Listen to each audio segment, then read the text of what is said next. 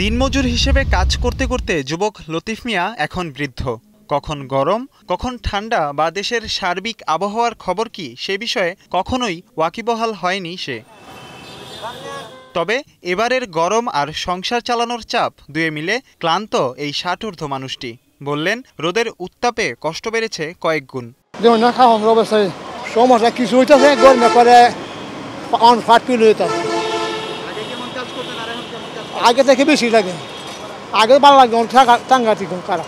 লতিফের মতন রাজধানীতে হাজার হাজার খেটে খাওয়া মানুষের পরিশ্রম ভারী করেছে গরমের তীব্রতা। সারাদিন ঘাম ঝরিয়ে উপার্জন করা সামান্য অর্থ দিয়ে চলতে হিমশিম খেতে হয়। সেই সাথে গরমের নতুন খরচে কপালে চিন্তার ভাঁজ।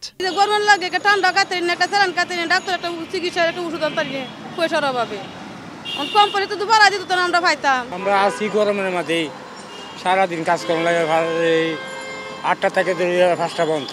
আমরা গরমের মাঝে কাজ করি, আসল বেতন হয় না, 400 টাকা হাজিরা দেয়, এই যেন শৈলে গাম ফাতালে যায়।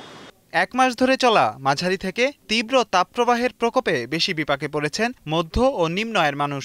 গরমের তীব্রতায় টিকতে না পেরে অনেককে দেখা যায় বড় ভবন বা গাছের ছায়ায় আশ্রয় নিতে। এত গরম, বাতাস যে আগুনের মতন বাতাস মারছে, মুখ তো পুড়ে যাওয়ার মতন। তার জন্য গাছতলায় এসে বৈশা থাকে 3-4 ঘন্টা। অফিস পাড়ায় অফিস করে কিন্তু গরমে কোথাও ভালো লাগে না। ঘরেও প্রচুর গরম, বাইরে হলে তো আরো মনে হয় যেন এটা মরুভূমির দেশ এমন অবস্থা হয়ে গেছে। এদিকে চলমান তাপপ্রবাহের মধ্যে বৃষ্টির সুখবর দিয়েছে আবহাওয়া অধিদপ্তর।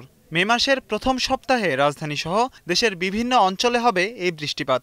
সারা বাংলাদেশেরই তাপমাত্রা আপাতত যে কন্ডিশন, তাতে 2 থেকে 4 ডিগ্রি সেলসিয়াস বিশেষ করে দেশের পূর্বাঞ্চল জুড়ে কমে যেতে পারে এবং 2 থেকে 7 তারিখ পর্যন্ত বিভিন্ন জায়গায় স্থানীয় পর্যায়ে অথবা বিভিন্ন জায়গায় বজ্রমেঘ তৈরির প্রবণতা বৃদ্ধি পাবে এবং বজ্রসহ বৃষ্টি হলে এই 2 থেকে 7 তারিখ পর্যন্ত তাপমাত্রা কিছুটা সহনশীল থাকবে। তবে আবহাওয়া অধিদপ্তরের মতে ভৌগোলিকভাবে এপ্রিল ও মে মাস বাংলাদেশের জন্য উষ্ণতম হওয়ায় বৃষ্টির পর আবার বাড়বে তাপমাত্রা। মাজহার ইমন, এখন, ঢাকা। ওয়ালটন ফ্রিজ কিনে অনেকের মতো আপনিও হয়ে যেতে পারেন মিলেনিয়াল। সেরা পণ্যের সেরা অফার।